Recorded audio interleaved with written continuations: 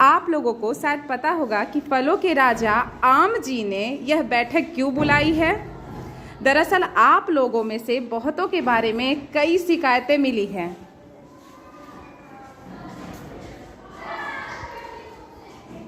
अतः आप लोगों से जानने और कुछ जरूरी निर्देश देने के उद्देश्य से हमारे राजा आम जी ने यह बैठक बुलाई है। आज ये अमरूद का बच्चा बहुत शैतान हो गया है। इसने रामू लाल के बच्चे को बीमार कर दिया है। भाई अमरूद लाल, क्यों भाई अमरूद लाल, मैं ये क्या सुन रहा हूँ?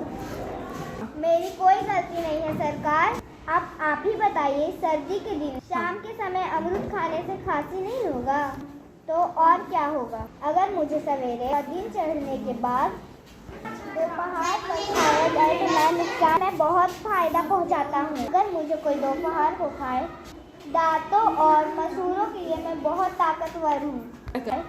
दांतों और मसूड़ों के लिए मैं बहुत ताकतवर हूं। करो। उधर देखिए महाराज अंगूर राम उधर कोने में छिपकर बैठे हुए हैं। देखिए इनको सूचना मिली है कि इनको खाने से भी कई लोग बीमार हुए हैं। भाई अंगूर राम, आप पीछे से उठ के सामने आइए और आप जवाब दीजिए। सरकार, गुनों के मामले में मेरा कोई जवाब नहीं।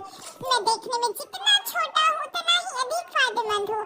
Vitamin A, vitamin B, vitamin C, protein, वसा, कार्बोहाइड्रेट, कैल्शियम, फास्फोरस, लोहा आदि मनुष्य के लिए उपयोगी भला कौन सा ऐसा तत्व है जो मुझ में नहीं है?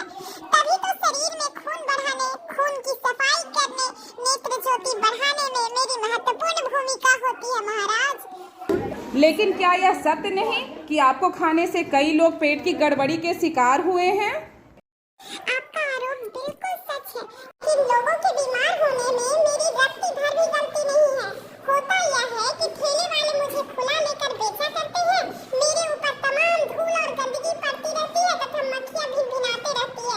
लेकिन मुझको खरीदने वाले इतना भी कष्ट नहीं करते कि धोने से पहले ठीक से खाने से पहले ठीक से धो ले। ऐसे में अगर वे बीमार पड़ते हैं तो फिर मेरा क्या दोष? आप सेब कहते हैं। हम सभी फलों की स्थिति लगभग एक जैसी ही है महाराज।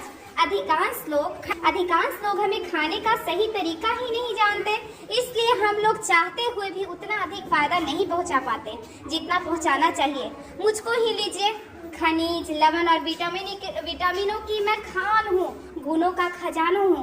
मेरे बारे में तो यहाँ तक कहा गया है कि जो व्यक्ति रोज एक सेब खाए उसे कभी डॉक्टर के यहाँ जाने की जरूरत ही नहीं पड़ती। लेकिन बहुत से ऐसे लोग हैं जो खाने से पहले मेरा छिलका उतार देते हैं।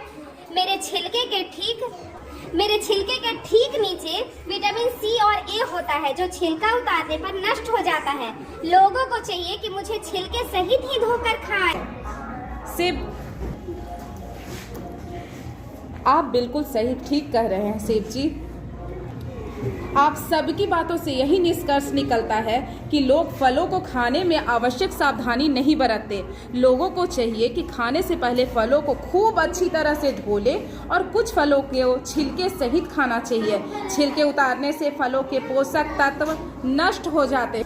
हाँ, और सरकार संतरा और गाजर की भी बहुत शिकायत आ रही है। जो भी इसे खाते हैं दस्त और पेट की गड़बड़ी के शिकार हो जाते हैं। कहाँ गए गाजर? हाँ गाजर जी। क्यों गाजर जी, आप तो बुजुर्ग हैं, आप ऐसी गंदी हरकत क्यों करते हो? श्रीमान संतरा प्रसाद द्वारा मुझ पर लगाए गए आरोप सच नहीं है। सरकार, आप मुझ पर विश्वास करें। उल्टी, दस्त और पेट दर्द आदि गड़बड़ियां मेरे कारण नहीं बल्कि मुझको खाने वालों की लापरवाही के कारण होता है। दरअसल मेरे शरीर पर उगे लंबे लंबे बालों में एंटामीबा नामक जीवाणु होते हैं जो पेट के अंदर कीड़े पैदा करते हैं। अतः लोगों को चाहिए कि खाने से पहले मुझको अच्छी तरह से रगड़ कर साफ पानी से धो लें। मेरे अंदर vitamin A, vitamin B, vitamin D, vitamin K आदि प्रचुर मात्रा में उपलब्ध होते हैं और शरीर के विकास में मैं महत्वपूर्ण भूमिका निभाता हूँ। बहुत अच्छी बात है गाजर जी।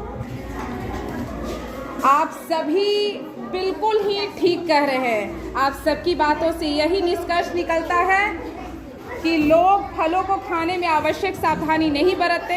लोगों को चाहिए कि खाने से पहले फलों को खूब अच्छी तरह से धो ले और कुछ फलों के छिलके सहित खाना चाहिए। छिलके उतारने से फलों के पोषक तत्व नष्ट हो जाते हैं। अच्छा भाइयों, सभी को बहुत बहुत धन्यवाद। अब सभा विसर्जित की जाती है।